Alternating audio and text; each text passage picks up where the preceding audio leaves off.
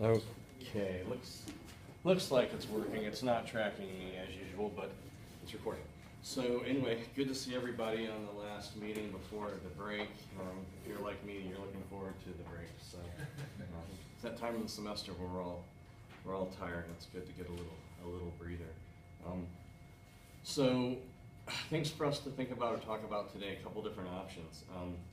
I was reading over the discussion post that people had put up for this latest discussion on skepticism before class today in my office, and some of that struck me as probably good to talk about and get you guys talking ideally, so that I don't have to just didactically lecture through what you theoretically already read. So we can do that. Another thing I thought about that might not be a bad thing either is Feldman presents 4 different skeptical arguments, kinds of arguments for so-called high standards skepticism, right? And just to sort of see how people are dealing with this stuff and if people are getting it, another option is to put together 4 groups. We don't have an even number, so somebody will have to be on their own. And each group take an argument, one of the 4 arguments. Think about it for 5 or 10 minutes, talk about it with your group mates or whatever, and then explain to the rest of the group I'll project the argument, which argument's bad, or which premise is bad and why. If you think it's bad. If not, if you want to defend one of those arguments, that's another option too. Based on some of the comments, it seems like some people are pretty sympathetic to skepticism and conceding a little more maybe to the skeptic than Feldman does, which is interesting, right? And I mean, I admit, even though I have to say, by and large, of the stuff that I've read by Rich, and that's almost everything I think that he's done. I'm on that side. I kind of like it, but doesn't mean that he doesn't have a position and an agenda either, right? I mean, he's pretty open about it in the beginning. He says, look, here's this view. Let's just call it the standard view, and according to the standard view, we know pretty wide range of stuff. Let's think about the range of things we know and give some, so he cites a lot of examples, right, based on perception and memory and testimony and reasoning and a priori insight, right, introspection and so on. And he says for now we want to sort of investigate the standard view and see how it can be fleshed out. And then, so now we're at the stage where we're considering the first sort of rival view, which is this sort of skeptical view, right? And I realize it has appeal. It does. I mean, for different folks and for different reasons, right? But I mean, maybe you were always somebody who felt like we don't know nearly as much as we think we do, and it's arrogant to claim otherwise. And so what the skeptic's saying resonates with you. I also think more for introductory level students and not so much for you guys, but when students are sometimes first confronted with skepticism, it has a kind of charm. There's a kind of allure to it, right? Because it is radical and provocative and can be kind of adversarial, and so that as well. Zach and I were talking earlier, there may even be a personality component. I'm not enough a part of the APA meeting scene. The American Philosophical Association has 3 meetings each year, the Eastern, Central, and Pacific divisional meetings. If I were more a regular attender of those things, I'd probably have a better sense for whether that's borne out in just getting to know some of these people better. But then there might be something to that too, kind of personality component. And then of course, yeah. Go ahead. Me and Al were talking before class, and I was telling him, I didn't realize like how actually sympathetic. I think I said this in my discussion post too. How sympathetic I actually was to the skeptical view, because to me, it's like the skeptical view is something you can adopt when you're not really sure on something. So like in the case of knowledge, it seems really appealing to me because, well, every other theory we've talked about so far has a hole in it somewhere. And yeah, I mean, it's nice for your theories to be bulletproof. It always can be. So what should you do in that sense? Be like, well, we don't know exactly. Like, we have a pretty good idea about what knowledge is, but not exactly what it is. And I said also in my post how, like, being partial to Plato, like that's what Socrates did, like going around Athens just saying, like, you don't know exactly what you think you do. Right. You have a good sense of what we're talking about what is justice. Like, we have a good concept of it, but they actually explain what it is. Well, we don't really know what it actually is, in the precise, strict sense, Yeah. And it seems like that might be a good view to like take towards things unless like definitely like when it comes to like mathematical truths, like if you're a mathematician, you're like, okay, yeah, I definitely know this because this is going to be the same all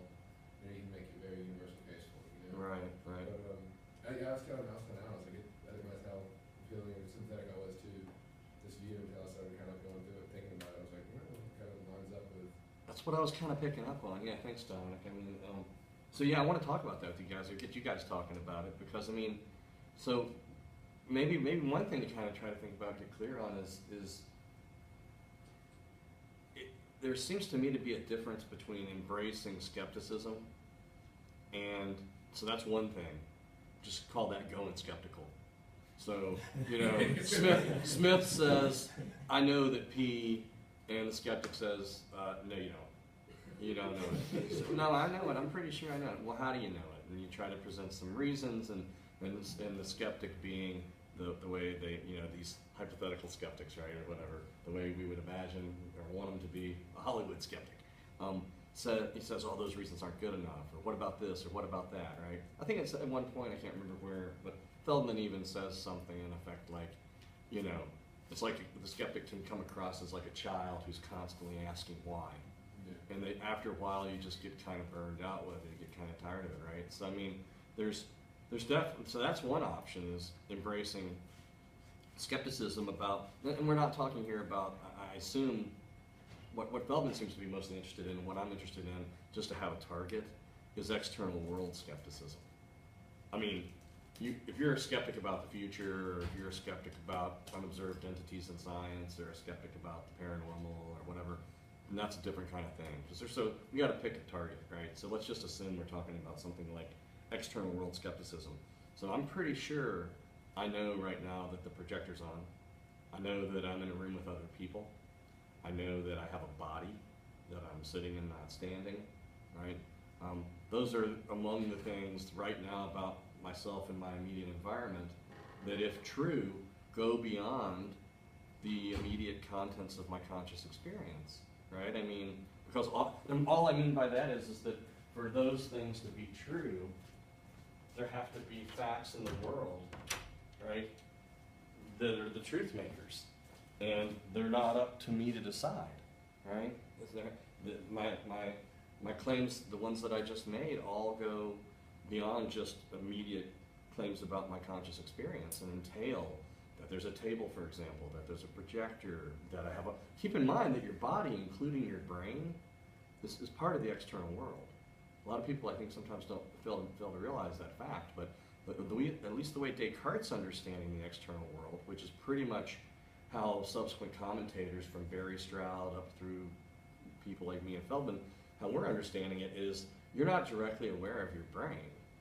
If it turns out that your mind and your brain are the same thing, then there's a puzzle there, right? Because you're directly aware, let's say, whatever direct awareness is, of your introspectable contents of experience, but not aware of the neurotransmitters and all the electrical activity and the circuitry, right?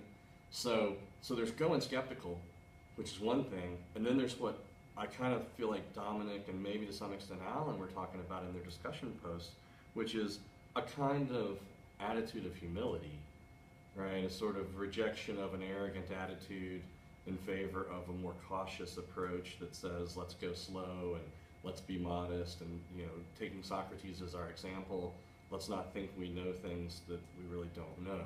Better to find out we're wrong than to persist in false beliefs that, you know, are undermining.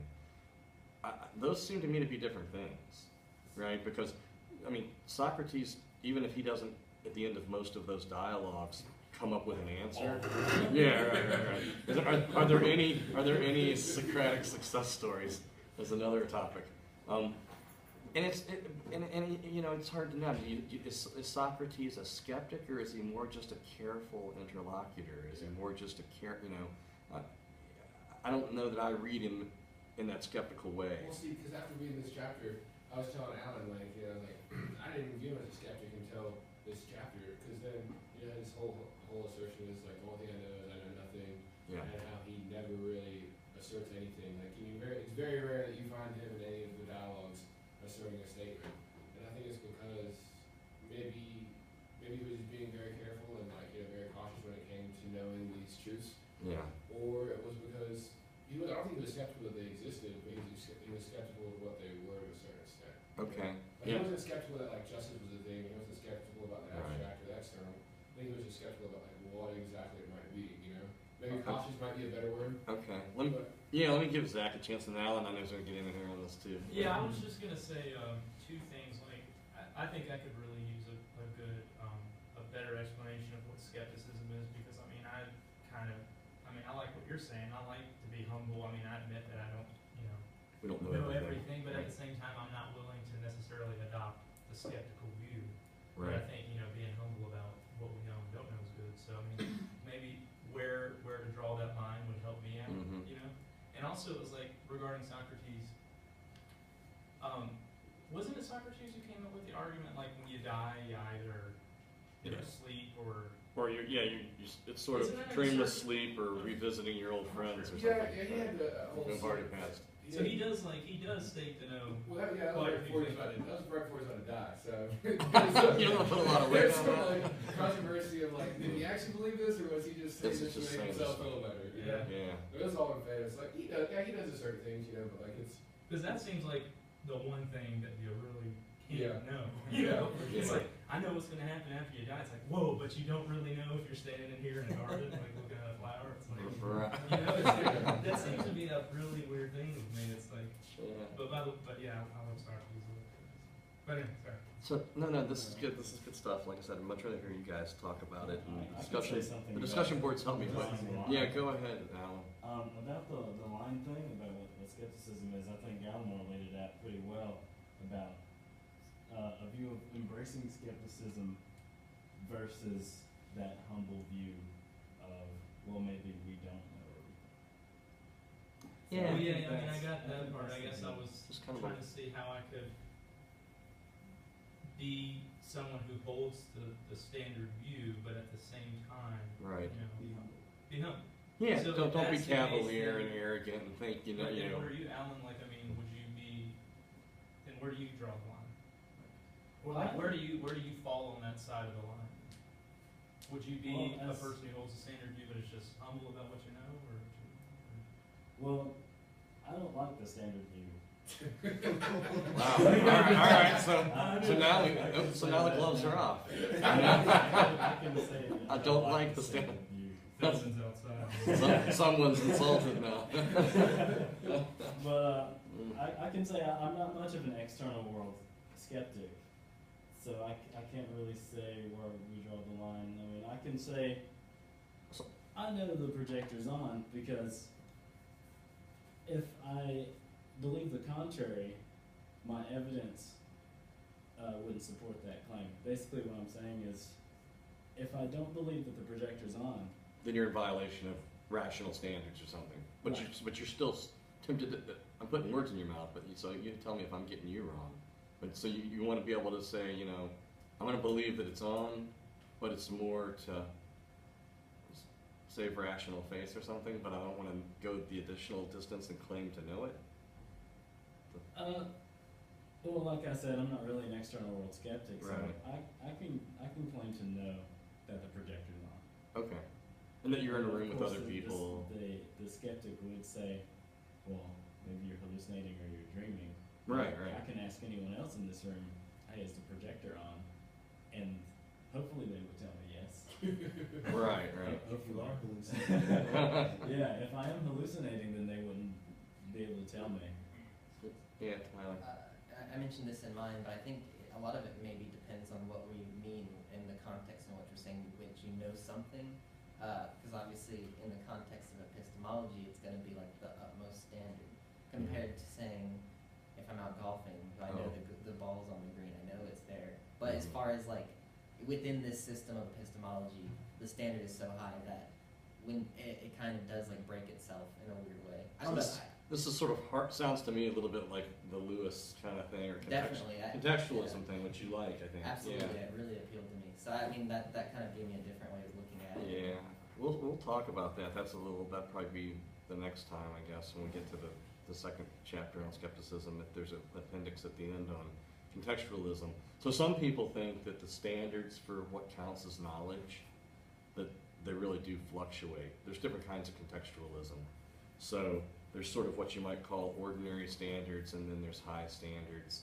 And because we're in an epistemology classroom or course, and you guys have been sort of bombarded with lots of exotic skeptical hypotheses recently, you know, it makes it salient in your sort of reflection and awareness that, hey, I got to be more careful now in laying out what I claim to know because so and so just mentioned that I could be a brain in a vat, or so and so reminded me of the Matrix, or you know, and so there's and you might wonder whether the word knows is semantically context sensitive in that way. Does it really fluctuate in meaning depending on the context, either the speaker context or the attributor context? But yeah, go ahead. I lost it, so. I'm sorry, I'll try to get to you faster. Yeah, yeah, Don. What should the word know and like how we like the concept of it and what we consider to know, should that actually like fluctuate with our context? You know, because it seems like it should. Like if we know something in here in this classroom, we should know something if we're somewhere else. It shouldn't fluctuate with what standards we're applying to, right? That's Or do you what a mean lot of in people regards to location. Well, like in regard to like whatever we're talking about. So like if we're talking about like the standard we're putting in knowledge, it shouldn't fluctuate. So if we're gonna say like we know something within the context of epistemology, we should be able to at least apply the same standard to that. If we're like out often and we're gonna say we know what the law is or something like that, you know? It seems like if we're doing something, like if you're with a small child, you're saying you go to the other room and you say, okay, well I know that child's in there doing this, that, or the other. Well, you probably don't know that, you know? Like we should be able to say like, you know, knowledge is across the board the same thing throughout all contexts of what we're doing, you know? But I guess it depends on what you want out of it. Because if we're doing epistemology, what we want out of it, it's like the strictest like level of epistemic hygiene is what I use. But whereas in like whereas in like another context, you don't have to have that level of strictness because it doesn't achieve like what you're trying to do. So This is clearly a difference, then. yeah, no. I've noticed like, I guess what you're saying, I've noticed like sometimes when I'm talking to some of my friends, like just some of the things they say just kind of like irk me. I'm just like, can you please rephrase that? You know? Well, obviously I don't say that because like I get what they're saying. I get what they're, you know, if I say like, could you please say it this way? Then what are you talking about? You know? That kind of comes down to the philosophy of language point that he makes in one of the chapters. Yeah. Talking about like when I say that I know he, for example, it's like I'm not 100% sure that I know he, but I'm pretty damn sure. Yeah. Yeah. I mean, Well, then that just seems to me like a very strong, justified belief. You strongly believe that you know he. And it seems like that. Yeah, might but be where a lot of our knowledge you're is, forgetting perhaps. about like the correspondence, right? The fact that like truth is external. external. It's like no matter how hard I believe something's not going to make it true or false. I mean, that's like It already a is. separate issue, right? Yeah, there was some. I don't want to derail what's going on here because I think this is good, and the way I really want this course to be, ideally, is a discussion where I just get to kind of moderate rather than, as I said before, kind of didactically lecturing through things. So I appreciate all of this. In Alan's, a couple of his posts, it seemed to me like there was. I'd have to bring it back up for sure to read it how you put it, but some, not a conflation, but there was some talk about certainty and then truth. And Yeah, it seems like to me that truth has to be certain in the external world. I think that's what I was worried about, or what I mean, I'm confused on. doesn't it? Help me get clear on it, because it seems. I mean, here's the way I'm thinking about it. Just lay it out real fast, and I think Zach's saying the same thing. So you think about the traditional analysis, right? You got JTB plus whatever gets you around Gettier. That's our sort of, that's our running analysis for now. And so the truth condition, a statement's true if and only if it corresponds to the facts. And we're not worried here about socially constructed facts, so don't worry about the speed limit down Spring Garden Street or how old you have to be to vote. There are facts of that sort. Clearly, that requires the existence of creatures like us that have, invoke laws and have legal systems and whatnot. So think more along the lines of, the water is H2O and the earth is flat or is roughly spherical or whatever, right? Those kind of claims.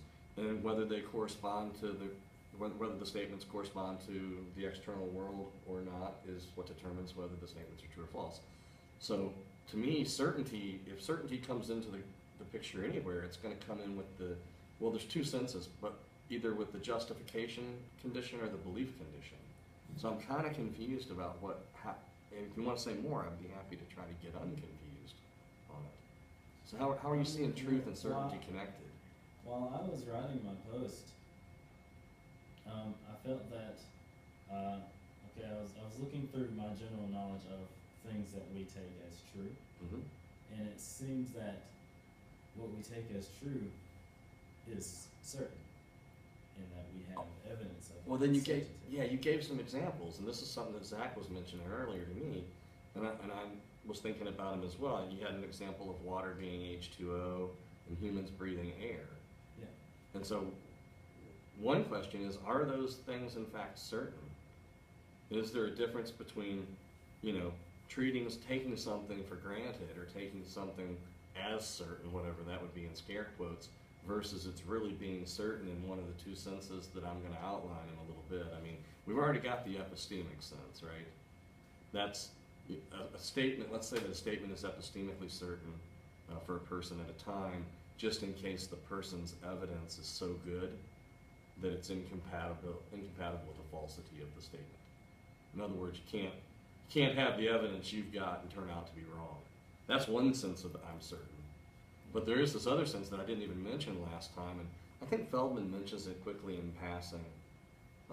But I call it the psychological sense of certainty, which is more a reflection of it's just a reflection of a psychological capacity or lack thereof on your part to take seriously certain claims, right? I mean, I believe that my mother loves me.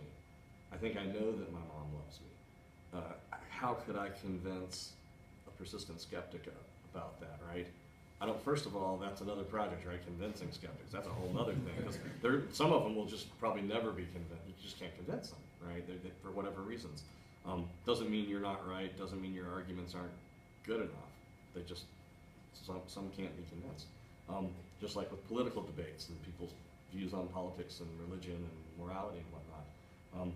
So there's that, but there's also, certain claims like that my mom loves me that I think I know. I think I'm entitled to that one. But is my evidence so good that it rules out, say, the possibility that my mom isn't even really my mom, but she's a paid actor who's always been getting a check every month in the mail to continue to pretend that she's my mom? It's the Truman Show. It's just Jim Carrey in the Truman Show. If you hadn't seen that film, check it out, because it's a great example of a film that brings a lot of these skeptical issues to light. No, my evidence isn't so good as to rule out that possibility. But suppose I still couldn't bring myself to doubt it. I couldn't bring myself to take seriously the idea that she doesn't really love me. That's just a reflection of a kind of psychological mechanism in me, right? Imagine somebody who's been brainwashed or raised in a cult, and they've got certain beliefs, and they just can't imagine that those beliefs are wrong, or take seriously the possibility that they're getting it wrong. So when people say they're certain of their belief in that sense, I think that's different and needs to be distinguished from this epistemic notion, which is always tied somehow to evidence, reasons for thinking something's true, the truth. Yeah. But it might be the case that the fact that those two are the ways that can go, like, that might be the source of the problem in a sense, because you can never be like an instrument that's not an instrument. You know what I mean? Like, to even begin to discuss like whether something's epistemically true, you have to go through that first layer of like whether I, as a subject, can you take serious? Yeah. So yeah. maybe so. Yeah. I have to think some more about the interconnections, if any, between those two notions. But yeah, I mean, I would think that in order to assess whether or not your evidence is strictly the quality of your evidence, you have to be willing to doubt. Mm-hmm. Exactly. And if you can't even bring yourself to doubt a claim for whatever reason, right, having nothing to do with one's epistemic circumstance, then yeah, that's probably gonna be a problem. So you're probably gonna have to first be able to get yourself in the doubting frame of mind and then do the assessment.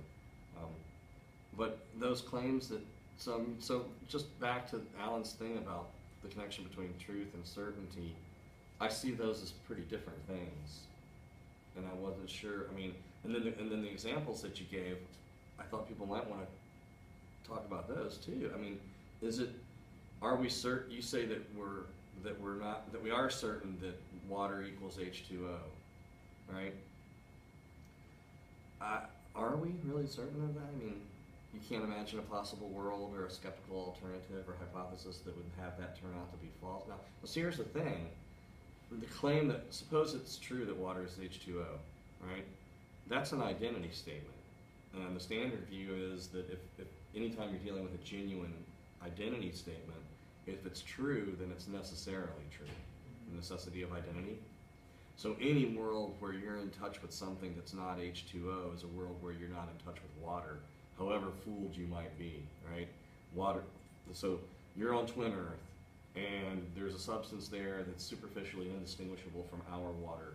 It looks like it has the same appearance, plays the same functional role. They even call it water, the Twin Earthians do, right? Some people might say, well, the description of that case shows that it's possible that water isn't H2O. I think most philosophers of language and metaphysicians and epistemologists that worry about this stuff are gonna say, well, not so fast. What that shows is that it's still water, or rather that it's not water, but you're being fooled.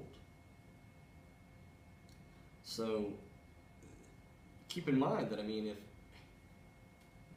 if we don't have much external world knowledge, right, then there may not even be water.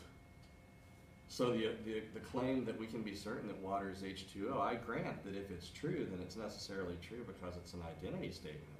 But that would also, I mean, if the claim is, oh, and by the way, there's water or watery stuff out there, that's a claim about the way the world is that seems to me is arrived at based on all the fallible sources of knowledge that we hold dear. It's science, it's perception, it's testimony, it's reasoning. I mean, you know, so I'm not sure that that's certain, although I'm willing to grant that if it's true, it's necessarily true.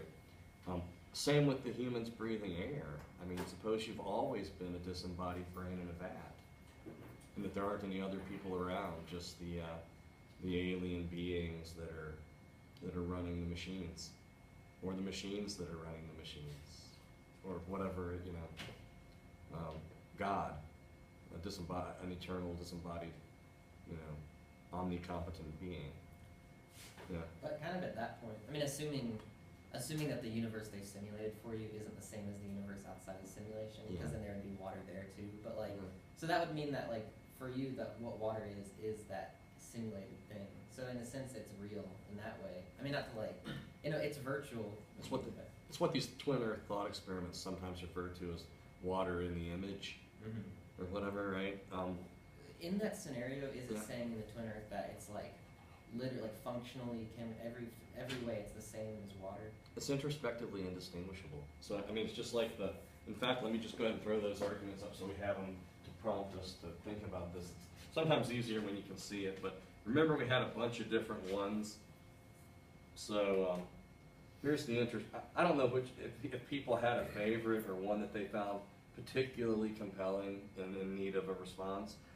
There's the certainty argument, the transmissibility argument, the possibility of error, and then the indistinguishability one. I think the indistinguishability one bothers a lot of folks. But I have a theory as to part of why that is, which I think is that there's a tendency to confuse whether this skeptical argument is any good with a different question, which has to do with how could it be that, or why can't we tell the difference whenever we know from cases where we don't? That's a kind of a different thing. I mean, a response to this is just going to have to pick a premise, you know. So back to Tyler's thing about what is it for the invatted people or for the people in the Matrix, on the assumption that there's never been any water, there's never been any H2O. Would their word water, would that be water for them or something, right? Some of this depends on how you feel about reference and how meaning works, how the semantics of these kind terms work. One sort of the new view is the view that kind of comes to us from people like Saul Kripke and Keith Donnellan, and it's really just John Stuart Mill kind of redone in the 1960s and 70s, but it's sometimes called Millianism or direct reference theory. This is a bit of a detour into philosophy of language, but I like that stuff a lot too. And the idea there is that, well, the way things get their reference, the way a word or term or expression gets its reference, and thereby its meaning, if the reference of the term exhausts the meaning that it has, the semantic value of it, is via a causal historical chain. So the reason why water, in my mouth, whenever I use that word or think that thought, refers to H2O, is because although we can't realistically do it, in theory we could trace my proper acquisition of that concept as a child back to my parents, their proper acquisition of it as children back to their parents. This chain goes on for a long, long time, obviously, but eventually, hopefully, it grounds out in what they call an initial baptism, a moment where somebody actually comes into contact with water and they say, I hereby dub this stuff water, right? I mean, this is all kind of artificial, but that's the theory. That's different than the older view, and the older view wasn't that old, but it goes back to like the late 19th century, early 20th century, what they call the Frege-Russell view, or the descriptivist theory of how names work, names and kind terms. According to people like Frege, and Gottlob Frege is a famous German logician, philosopher who made huge contributions to logic, to formal logic and mathematics, and subsequently even to philosophy in areas like philosophy of language. What Frege said and what Russell kind of picks up on is this idea that when you take a name, like we could just, it could be water, which is a kind term, or it could be a proper name like Plato. That the meaning, the semantic value, or the cognitive significance of that name from a philosophy of language standpoint has two dimensions to it. One is what they call the sense of the name, and the other one is what they call the reference. Analogously, or alternatively, people talk about the connotation and the denotation. So the sense or the connotation is typically taken to be a collection of descriptions, characteristics, or features that normal speakers, hearers, typically associate with the word or the name. And then it's in virtue of that descriptive bundle that the reference is determined. That's a different kind of view than the causal theory of reference, this older Frege-Russell view. And there are still people that defend that. It's an ongoing debate, but I do think that a lot of people have been persuaded by Kripke and others with this causal theory of reference. Kripke gives some powerful arguments in his book, Naming and Necessity, against the descriptivist theory, right? But so if I'm referring to Plato, the connotation of Plato might be Socrates' most famous student, the person who started the academy, right? The person who wrote the Apology or the Republic. So there'll be a cluster of descriptions, and then in virtue of those descriptions, we look out into the world and find and look to see if that descriptive cluster is uniquely satisfied by any individual. If it is, then that's Plato. But you can see already probably that this looks like it could get you into trouble too, because it might be that almost everything you think you know about Plato turns out to be wrong, but you're still talking about Plato when you use that name. You still mean that person. You don't mean whoever happens to satisfy a bunch of descriptive stuff. So in terms of like what to think about these twin earth thought experiments, which again are useful in thinking about skepticism, what the meaning of water is for people who have never been in touch with water, presumably that it could have the same descriptive content for them, but it doesn't pick out the same stuff for them, right? And then depending on how, if the causal theory of reference is the right way to think about these things, then what water means for the people in the vat or the people in the matrix is whatever they're causally in contact with, right? It's flip-flops in a computer or something. How it's the, it's the electrical impulses that are the things that stimulate them to first have the thought, oh, I'd like a glass of water, even though I don't have a mouth and I'm not thirsty, and or whatever it is. I don't have a body, so So it's kind of hard stuff to think about. Puzzling. So I mean, but back to this original thing with Alan and then the stuff on certainty and truth. I still was wondering, is there more that you want to say, or what are you thinking? You mentioned a psychological sense of certainty. Right. I was wondering how that stacked up against the epistemic certainty. Which is better to have? Good. Well, I mean, you know, I'm an epistemologist. So I mean, I highly prize the sense that's connected or, you know, associated with knowledge. And so epistemic justification is the kind of justification you need in order to be properly said to know a statement or a proposition, right?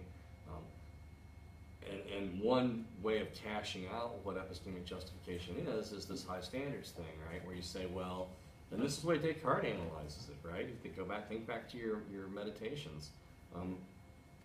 S is justified and believe in P at T if and only if P is epistemically certain for S at time T, and epistemic certainty is impossibility of error. So you can't be mistaken. Looks to me like it's an open question whether you could be mistaken about water being H2O. It does presuppose that there's water, right? I mean, so you could conditionalize it and say if water exists, does water something in the external world that has a particular microstructure? Thanks to chemistry, we now know what it is, or hope we know, right? But that's a claim that goes beyond. It's not something you could be. I mean, notice the only thing that makes the water case kind of weird is this an example of what would be a necessary a posteriori truth, right? So in the old days, the necessary and the a priori and the analytic all went together. Like I put it up on the board at one of our other meetings. So all necessities were also a priori knowable and they were analytically true, right? True in virtue of meaning. All a posteriori statements were such that you had to make observations of the world to come to be justified in believing them, and they were also contingently true, and they were synthetic. So the predicate concept contained information that wasn't embedded in the subject concept. Right? Kripke kind of shatters all of that among other people. He's one of them, and says, well, wait a minute. I mean, you know, water's H2O on the assumption that water exists and that there's an external world and, you know, all that stuff. Then if water is H2O, that's an identity. So all identities are necessarily true, but it took empirical work to discover. So that would be contingently a priori. There might also be, presumably necessarily a posteriori. It's a necessary truth, but it's only knowable after experience. A statement like, excuse me, me too. A statement like I exist, Descartes' cogito, seems like upon reflection, without making any observations at all, if you were in a sensory deprivation environment where all your senses were plugged up and you're floating in a giant vat and you can't see and can't hear anything, the temperature of the saline solution is exactly your body temperature, so after a little while you can't sense your body anymore. You're just like a disembodied consciousness in a big tank floating around. After however long hours, you know, you might wonder what starts to happen, right? People lose their sense of time. They start to hallucinate. Really go crazy, right? As an aside, I think these sensory deprivation things are coming back as like a recreational thing, aren't they? I don't know if there's any here in North Carolina, but I know Richard Feynman wrote about doing them a lot. Really? That was back in like. He was probably taking drugs too. Yeah, some of the times. So I can go into the sensory deprivation store and just sit in the chamber for a certain amount of time. That's what they've got. Yeah, apparently I'm imagining that their insurance is pretty high, and that there's a waiver or some rider or physician's agreement or something you have to sign, and you're probably carefully monitored. But you know, in a situation like that, it seems like if you were to think the thought I exist, you'd still know it without making any observations, and yet it's contingently true, right? It's not a necessary truth that you exist. The point of the cogito, the necessity attached to the cogito, is more subtle than that. It's the conditional. If I think that I exist, then I exist, right? And that's necessarily true, right? So clearly, anytime I think, it's just like if I, instead of I think therefore I am, people often joke and say it could have been I think therefore I play tennis, or I think therefore I run. Thinking for Descartes is provides a kind of guarantee that's internally accessible to hopefully the rest of the world. But clearly, if you're doing any of those things, presupposes that you exist. Thinking, playing tennis, running, have to be an existing object. So, yeah, I think the epistemic sense is the relevant one, back to Alan's question, for me, only because the psychological one, there's nothing particularly truth-directed or truth-linked about it, right? I mean, in distinguishing those two senses, I just want to make sure that we're focused on the one that's relevant to knowledge, right? As opposed to loose talk that we all engage in, right? I mean, you and your friend are going to the movie and you ask them if they checked the movie times and they said, yeah. You say, are you sure you know the time? Yeah, I'm sure. I mean, that's a cognitive certainty, being sure. But sure in what sense? I mean, is your evidence so good that it rules out the possibility that you're mistaken? Probably not, right? So when you were talking about, the certainty associated with water being H2O or with humans breathing air, I was thinking you'd go for something like logic or mathematics. That's the one area where usually if people are going to insist that there are some things we can know with absolute certainty, it's things like that, right? That 2 + 2 = 4, or that A = A. Those seem to be the products of a priori insight. Yeah. I mean, I was trying to relate it to the external world, okay. to bring that kind of epistemic certainty to the external world. But and as you can see, it's difficult. to do Yeah. that. Yeah, you might wonder if there's if we can know any extra. So here's the way I think about it. You got to separate the question of whether or not the statement is necessarily true or not from your justification for believing it one way or the other, right? If it turns out that the statement is an external world statement and it's also necessarily true, then you can never go wrong in believing it, right? You can never be mistaken, right? Even though I suppose the evidence that you might have in favor of it could be less than conclusive. So it's kind of like a coincidental sort of thing, right? I mean, if all of my evidence for thinking some claim about the external world is defeasible in the sense that I could have exactly that same evidence in a different set of circumstances and be wrong, right? Then that's one matter. If the reason you could never be wrong has nothing to do with your evidence and has everything to do with the fact that from a logical point of view, the statement is like an identity claim or something, that seems to me to be something different altogether. I mean, so suppose my only reason for believing that water is H2O is that my friend Bob told me. And Bob doesn't know much science. He's not too good when it comes to this stuff. He thinks all kinds of other things that aren't right, scientifically speaking. But it just so happens that he did tell me water's H2O. And he's right on that, right? And because it's an identity about the microstructure of a substance, a natural kind in the world, then I can't be wrong about it. But notice that my reasons are less than ideal, right? They're not very good, that Bob told me, Your justification isn't very strong. Yeah, so, you might, that may be a case where I turn out not to know, even though I'm justified because I turn out not to know because I fall short of the justification condition, possibly. So I mean, I'm looking, excuse me, at this argument here. Which premise is the one that, assuming, I'm not sure where people stand. I mean, it seems like there's some division here. Like, I know Alan's sympathetic to the skeptical view, apparently, right? Dominic flirted with it.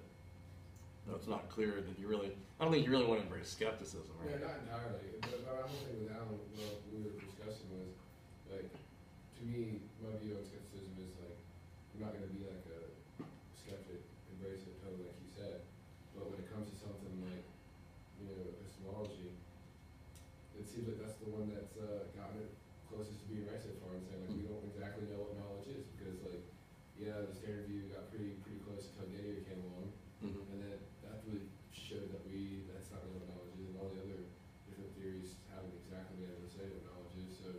Yeah. And I'm not saying we shouldn't, we should stop trying to figure it out. I'm just saying, as of now, it seems like, well, we should be a little skeptical about what exactly knowledge is. Okay, now you're narrowing it down a little bit, good. Because I was gonna say, I mean, gotta go slow, gotta be careful here, right? I mean, because keep in mind, one project is analyzing our concept of knowledge, and that's what we were doing with JTB, and then Gettier, like you said, Gettier comes along, and oops, we thought we had it, but we don't, and there's not any consensus about the best way to fix the Gettier problem or solve that.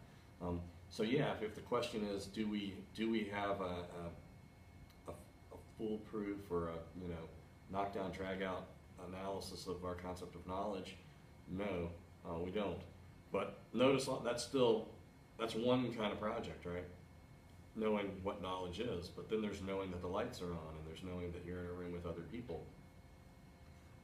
I don't think we would have to know what knowledge is in order to be able to correctly be said to know those kind of things. Yeah, right? that's what I'm saying, like, Good. in different scenarios, I guess, it would be, behoove you to be skeptical, in other scenarios it wouldn't. Yeah. So like, in the sense of, And even- that I'm here right now, Yeah. it seems like it wouldn't be that wise to adopt a skeptical view.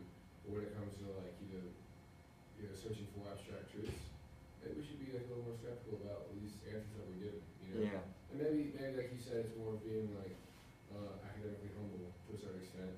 Right. And it still lines up closest to the, like, a skeptical view to a certain extent, you know? Okay. Yeah. Come here. Sorry, this might be a little off topic, but I was thinking about it for like the past 20 minutes. It's a long time. What's the difference between knowing something epistemically and understanding it epistemically? I don't know. I might need you to help me out on that. I mean, so the difference between knowing and understanding. Yeah.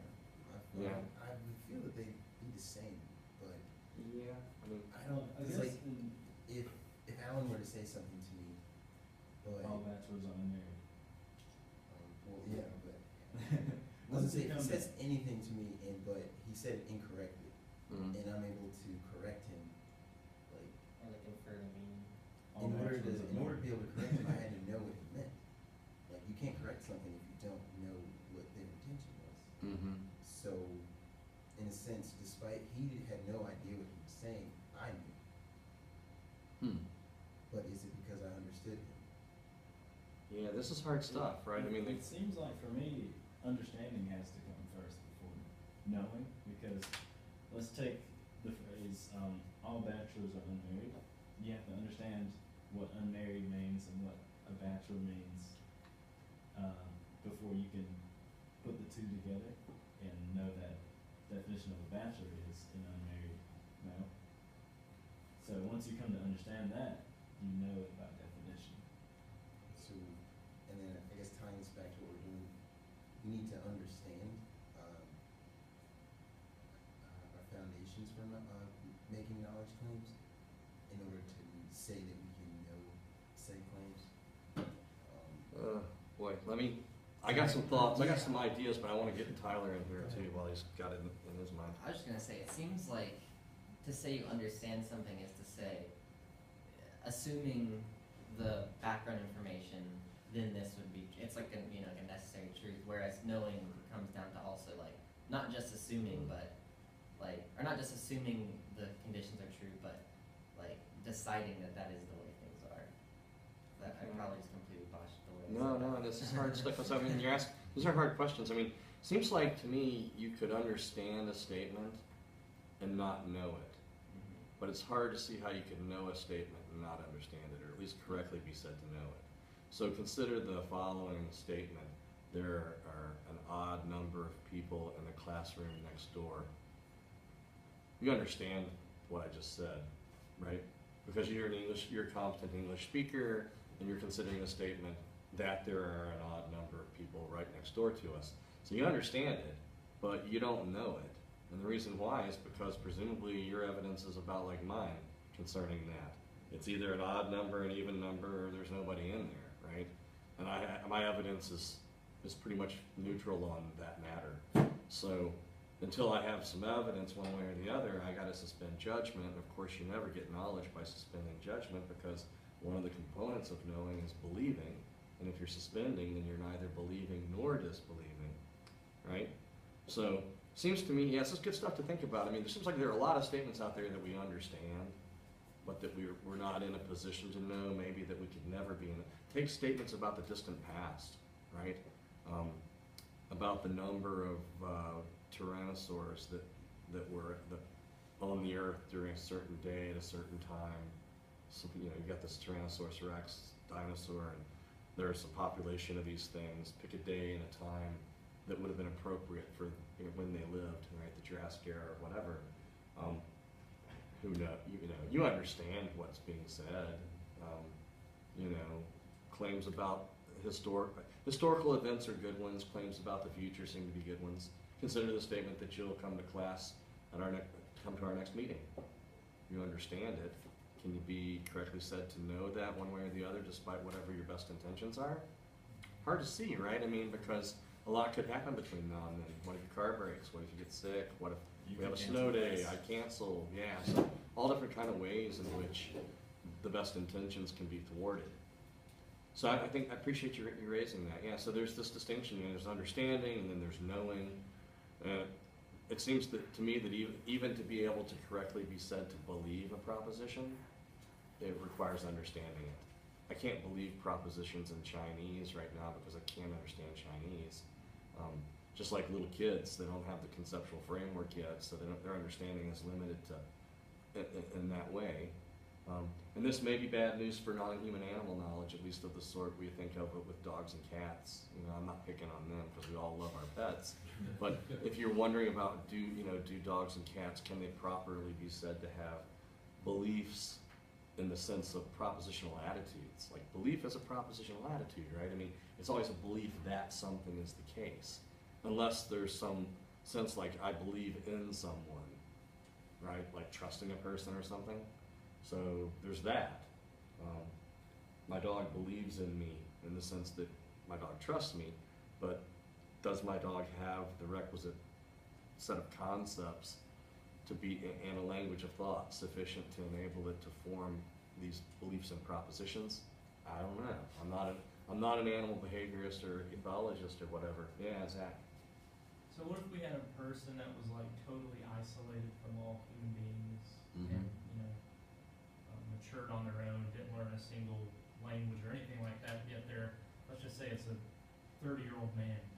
Could that human being be said to have knowledge even though he doesn't possess language or any? I don't see how you can have propositional knowledge without a language, frankly. I'm going out on a limb here by saying that, but now keep in mind, there's knowing how. Like imagine Robinson Crusoe. You're on the deserted island, right? Yeah. And but you've always been there. You weren't shipwrecked and having, or Tom Hanks in Castaway, right? These are cases where the people were just like us, and then something happened that like isolated them. But imagine that you've always been alone. You're like those kids that you've seen these. I forget what they're called, but Feral children. like the feral children, yeah, exactly, where they're not literally raised by wolves or whatever, but they're out there kind of acting, like that, and they don't typically develop language, and they. But this person could have knowledge, just not propositional knowledge. That's what I want to Have say. The knowledge of knowing how. They could know how to do things. Okay. Yeah. Okay. And maybe even things like, well, I was going to say knowing who. Or knowing what? I mean, if Knowing they what? can make a prediction about, if they know that they jump off a giant cliff, it's going to hurt them. They don't know like the propositions surrounding it, Yeah. but so they have a model of like they have a map of the territory. They just can't they don't have a key. Yeah, they don't have whatever's not required to be able to represent that. They can't articulate. Yeah. Well, that's what got me thinking about it, because like one of my majors is psychology, and we were talking about I can't think of the name of the theory, but this guy theorized that language has a massive influence on the way we perceive the world probably? He's definitely relevant. It's some guy. He was like an engineer or something. Oh. That's what. Huh.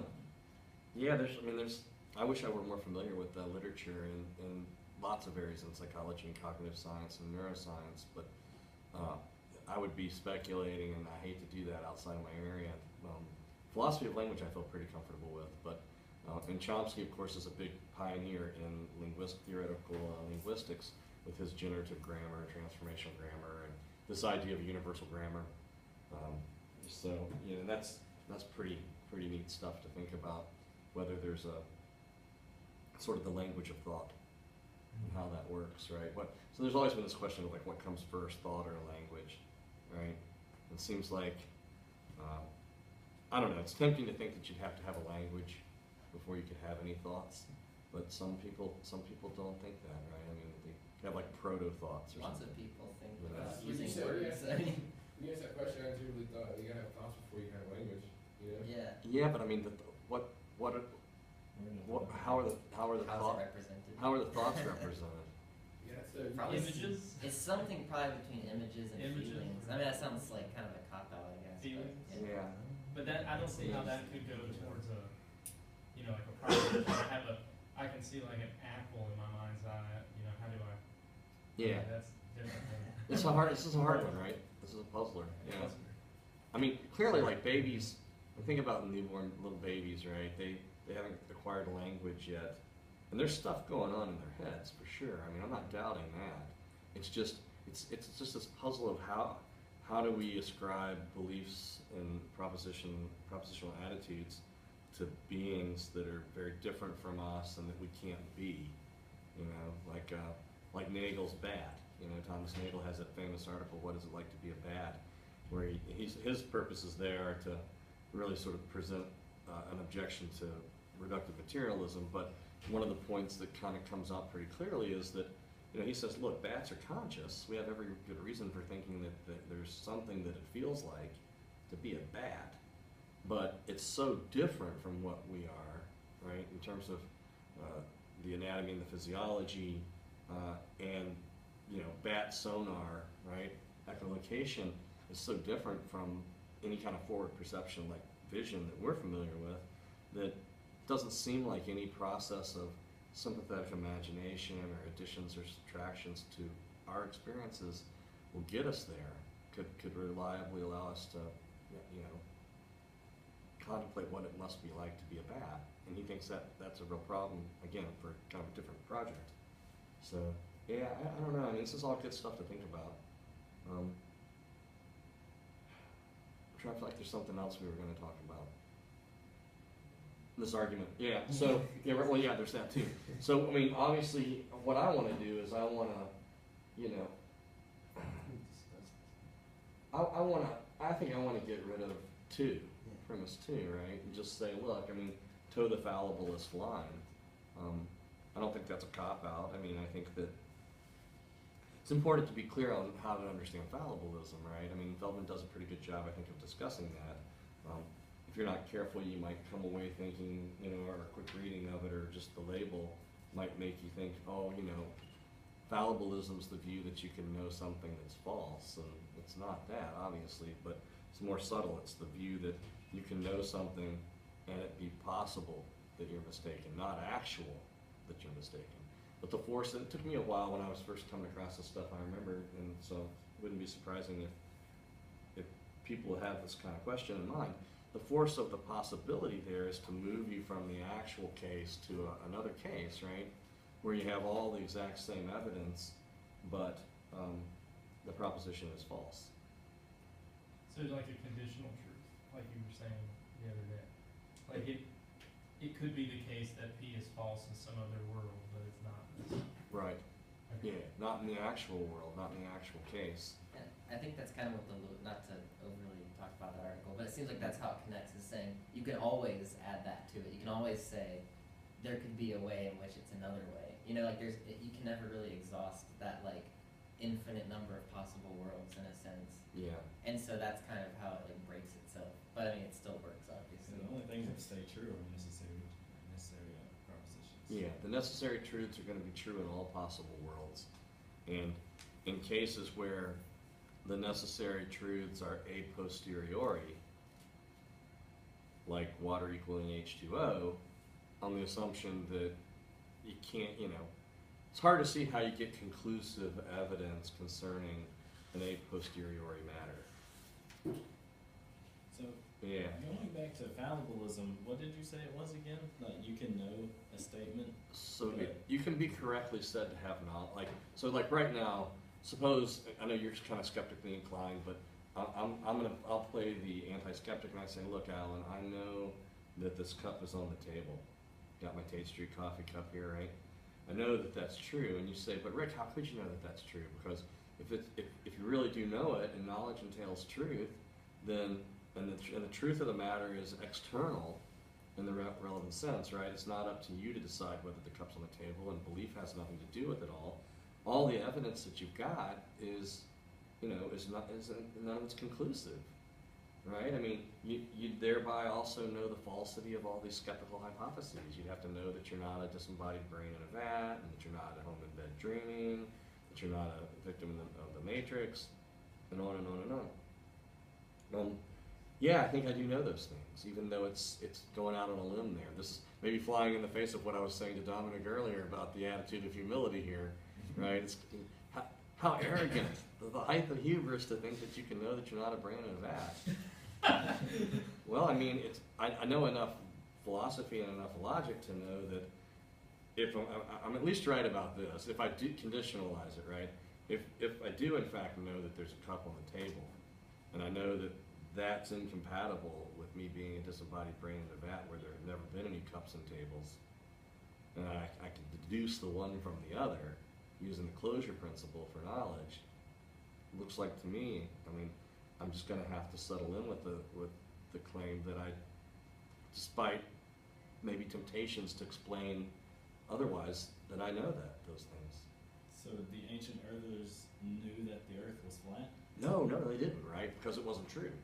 It was never true. That's why I brought up your point in the discussion, and I'm glad you said what you did, because it got us talking about all this stuff, right? I mean, and so I wasn't clear how you were understanding the connection, if any, between truth and certainty, because I see these as totally different things. I think truth is external, it's its own thing, it's something roughly like the correspondence theory. Certainty is a way of thinking about justification. It's the highest possible level of justification you can have. But keep in mind, as a card-carrying fallibilist and modest foundationalist, right, that I recognize that, justification is a threshold concept. There's a continuum. One can have more or less by way of epistemic justification for a claim, right? So I can consider the proposition that Dr. Rosencrantz is in his office down the hall right now. One bit of evidence I could have for that is that I know his schedule pretty well, and typically at this time on Wednesdays he's there, right? Let's suppose.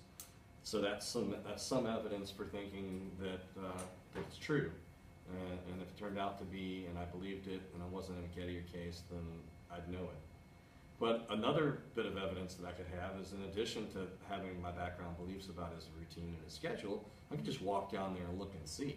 That might be even better evidence, right? But so my justification, I don't think of it as an all or none. I mean, you're either justified or you're not, but if somebody pushed me on where the line is, like how justified do I have to be to have knowledge in a certain kind of case, I've never felt really comfortable with trying to say anything more than carefully qualified. It depends. The details make a difference, right? I mean, for our ordinary claims, I think I've got as good evidence right now as I could expect to have for the statement that I'm in a room with other people and that I have a body. What more could anyone reasonably demand? But these skeptical arguments, of course, right, they force us to kind of confront skeptical challenges. People who say, well, look, I mean, how can you be right in claiming to know, and yet these arguments seem like they're pretty good, right?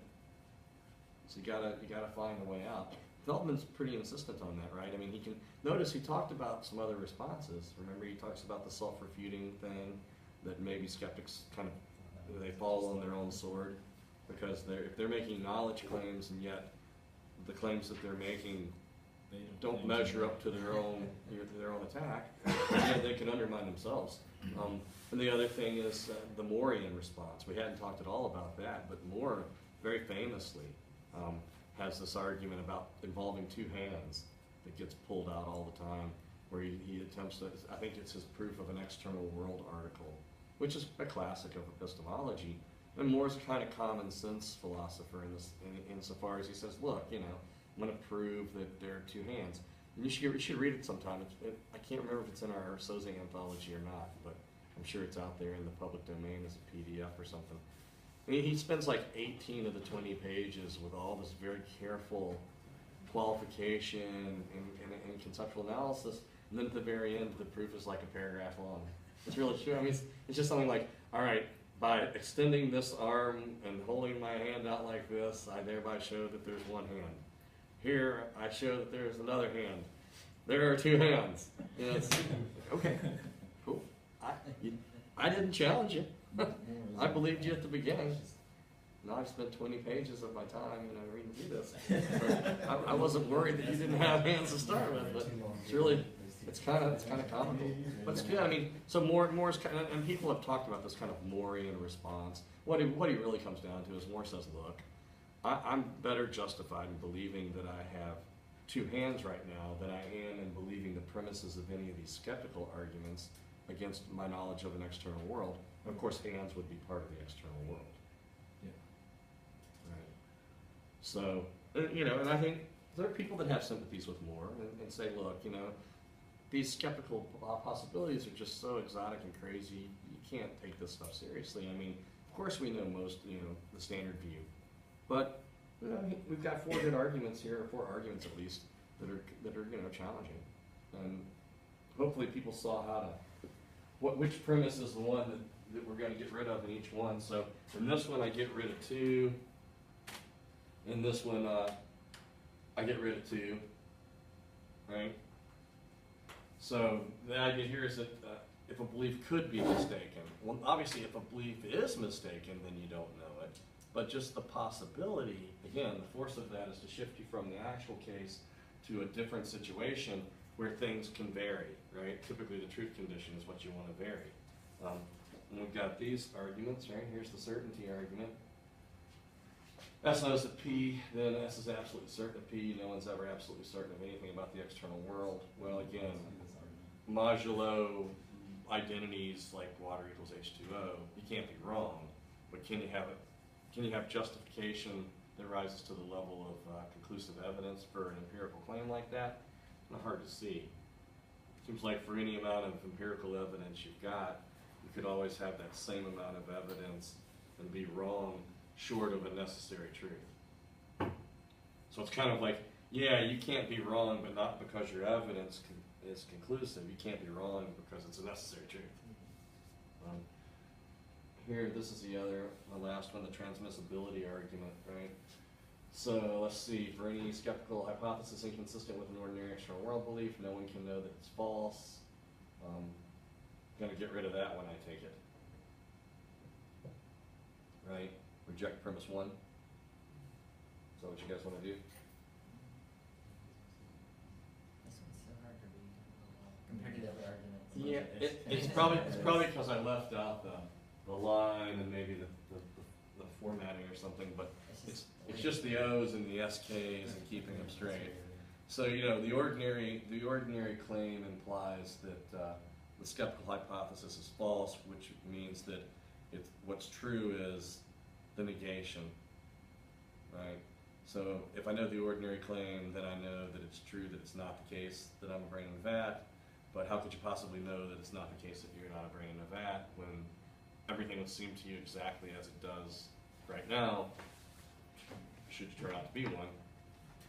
So I take it that, you know, we got to bite the bullet here on one, and like I say, this is a project because, you know, yeah, we're getting a diagnosis of where the arguments go wrong, which is what Feldman's asking for, but you might still be left feeling unsatisfied and with this nagging sense of, well, I mean, if one's really the culprit, really the bad guy, then why does it feel so weird to claim that I can know that I'm not in the matrix? something's tugging at us there, right, I suspect, and it has maybe to do with this incompatible. That's why I think the indistinguishability arguments are kind of fun to think about, right? Because that seems to really play on people's imaginations, and especially if you're somebody who's already kind of like, I guess I consider myself somewhat skeptically inclined. I'm not a skeptic, but I probably, because of what I do for a living, and this may be back to sort of resonating with what Dominic was saying before, you know, non-philosophers make all kinds of outrageous claims and say all kinds of stuff, right? I mean, there's a lot of hyperbole and a lot of exaggeration. People don't pay very careful attention to what they're saying. People's standards for justification oftentimes are, you know, pretty low. I believe it, therefore it's true. Right, yeah, stuff like that. Yeah, yeah, that's a collapse of belief in truth conditions, and we don't want to do that either. Well, folks, I appreciate it. I think I'm going to call it at this point and get us on our way to spring break. Have a great one, and it's not to bum you out over your breaks, but keep in mind that that's a nice chunk of time there if you want to go ahead and get started on presentation, a handout for your presentation, or a rough draft of your paper. Not too soon to do that stuff. Oh, if the papers are separate from our